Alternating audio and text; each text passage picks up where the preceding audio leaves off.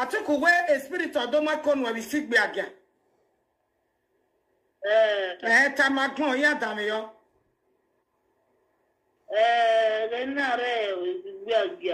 Hello everyone, welcome back to my YouTube channel. If you have not subscribed, darling people, please do subscribe and smash the notification bell.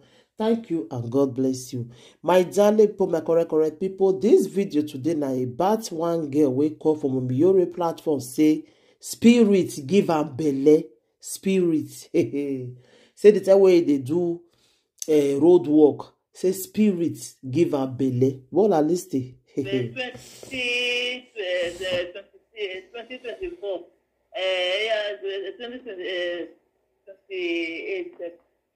2020.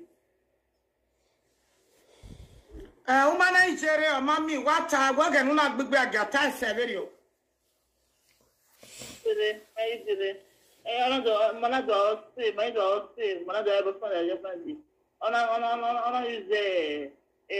Good boy,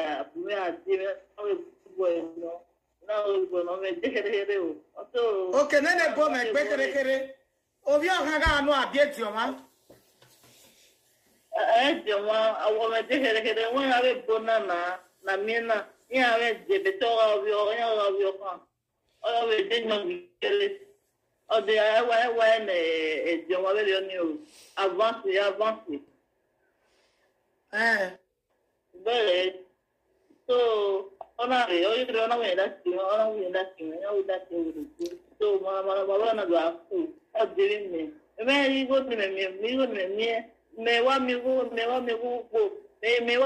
So,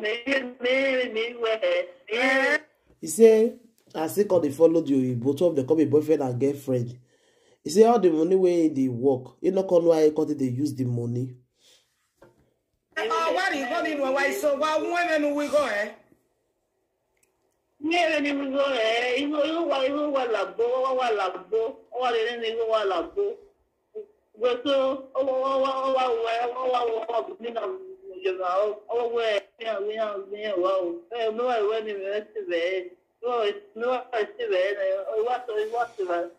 the woman they talk like person we no wear safe. Una understand? So they talk like person we no wear. More na listen no. Once again, oh, when I black, you're getting I black. Yeah, okay, we no get black. He said the Oyibo go they laugh like person we like black person. He go they laugh like person like black person. But like Oyibo color like he get.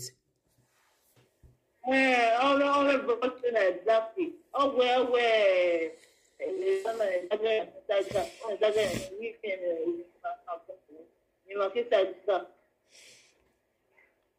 Ma busy being the same busy being that you want to watch on the road.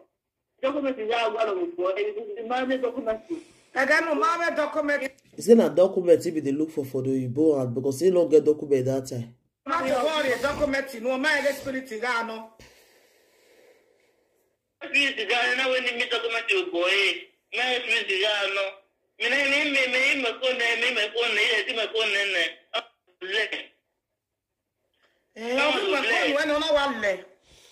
Say as he give am belle, now is your wrong. But that will not be enough to know whether that person has spirit now. Be my people. See, she be is supposed to do some kind things when you go to know say na spirit. But this one where he say he can't run. He say no can see a big gay at all.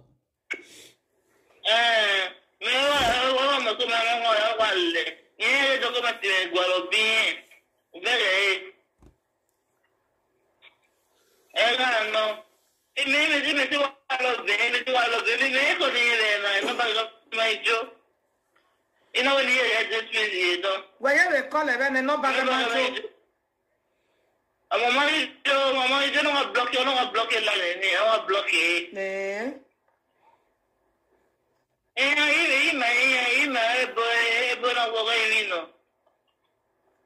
My boy, Bonnie, when I wear, you know.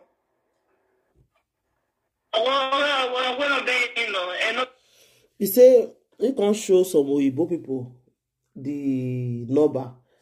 He said they tell us say this number not be a person where they are life number, say na spirit number. Baby, away no. Ira me o.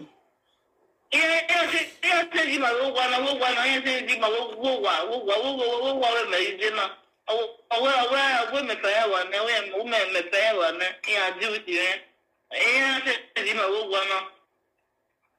one. Another bubble where don't find you one. Ma? Me understand.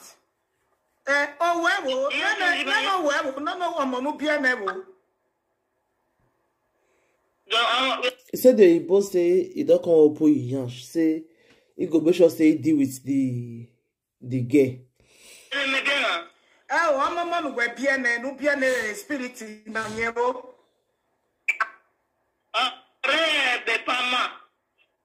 E parla refidatore fa refidatore a piedi, o lo guardo moglie che te torna, o momone je.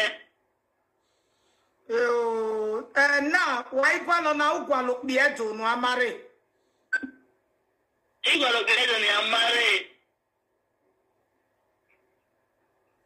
Why no kaya we gualo?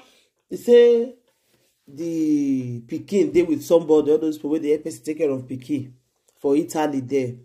So that mommy you record tell us say nah, what you want now? You want man, you want relationship. He say yes. He want Benin man now. Where you want marry? Who fear go? Hey. Benin man. Then Benin man ro no la wo go. Obi e wo be Benin man. No ri e gwa lo wo wa mo se.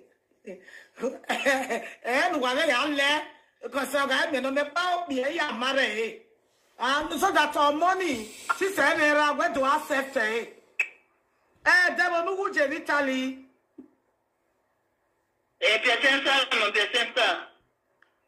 Doppia non rappresenta Italy. No, guardo uno. Mommy, you say which man de placenta. I really placenta, Piacenza. This woman, even the way the woman they talk, self, it be like person who don't say to you they okay like that, you know. I believe I pray make she see Marsha here. It says spirit like can give her belly. And they hear that you say spirit they go road work, go they do all those things. And they read the year before. I go this say like joke. The spirit go your can give him a belly, go your run. Now wow. Not where person not go see for this social media. Sha. Not where person not go see my people. Now people now. So anything you want to think about this video, wanna leave on a comment for the comment section. Bye everybody. Bye.